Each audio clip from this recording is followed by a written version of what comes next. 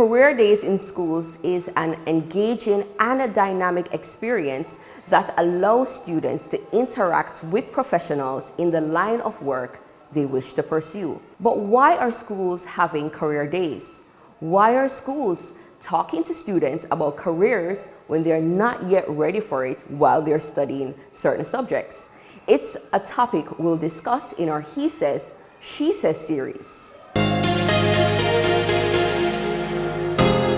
Welcome to the start of another He Says, She Says series, where we express our perspectives on topics such as relationships, workplace habits, careers, and other issues, more frequently discussed in silos, but we are now bringing to the forefront. Joining us today is Reverend Winston Peku, Chairman and Chaplain of the Frankfield Primary School Board. He's a successful entrepreneur and the resident pastor for the Frankfield and Grantham Circuit of Churches of the Church of God in Jamaica.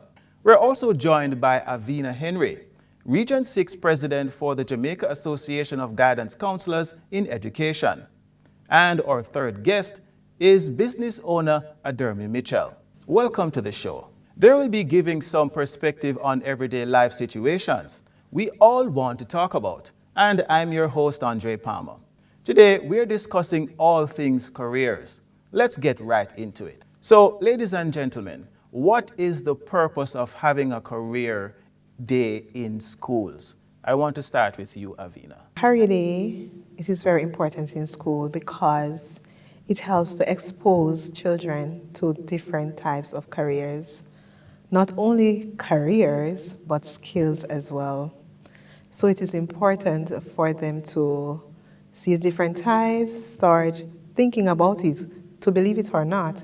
Even though they are young, I serve a primary school, even though they are young, there are children who are already thinking about what it is they want to become. So I think it is very good for that to be done in order to aid them in making decisions. Reverend Peku, I want to bring your perspective into the mix now as a school board chairman. How important is career day, especially at the primary school level?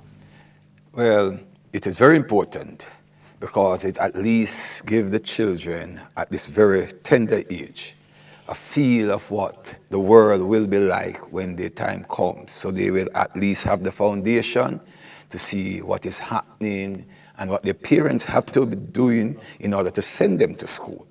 So they will have a choice to say, what, I want to become that or I want to become this, and with the dynamics of our time, the ever-changing, ever-evolving field in which we live, it's not just chalk on board anymore, the high-tech, the robotics. And so when they start to see how successful people are and they are able to touch and feel them, they say, all right, this man has achieved this woman has achieved that, then I can, and therefore I will.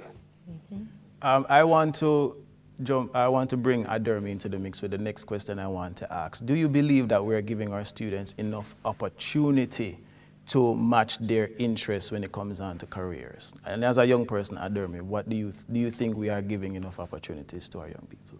We can do more in terms of exposing them more to the type of careers that are out there.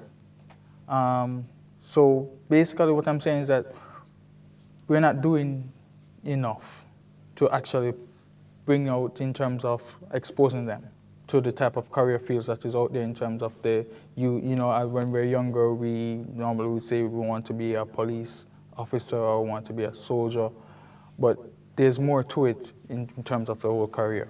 Avina, as a guidance counselor, do you believe that we're giving our students enough opportunity to even explore modern careers that are available now? I will say yes. And the reason for that is because gone are the days when we usually focus on just career, policemen, teachers, soldiers. Now when we do career days, we include the skills, masonry, carpentry, farming, entrepreneurship, even coding. And the world is going technological. So I do think that we are expanding the minds of our young children. And so I do believe that we are giving them what they need to know. Okay, from the board level, Reverend Peku, In your opinion, what is the current status as it regards to preparing our students for careers? Because you'd have seen it from a different perspective than the rest of our panelists. Well, I believe that we are right there. And I'm not just a chair, I just function at a primary level. I chair the Edwin Allen School Board, the high school board too. So we are exposing, and the board, along with all stakeholders, are ensuring that our children not only come out not only to read and write, but they can use their hands. They are, they are viable. As you know, in Jamaica now we're short of skilled work men and women, But we in the school and at the board level, we are ensuring that our children are rounded, that they are able to fit in every and any era, so that Jamaica will be a place to live, to work, and to raise family. We have been having this important discussion so far, but I want us to take a look at the viewers' response to this very same question.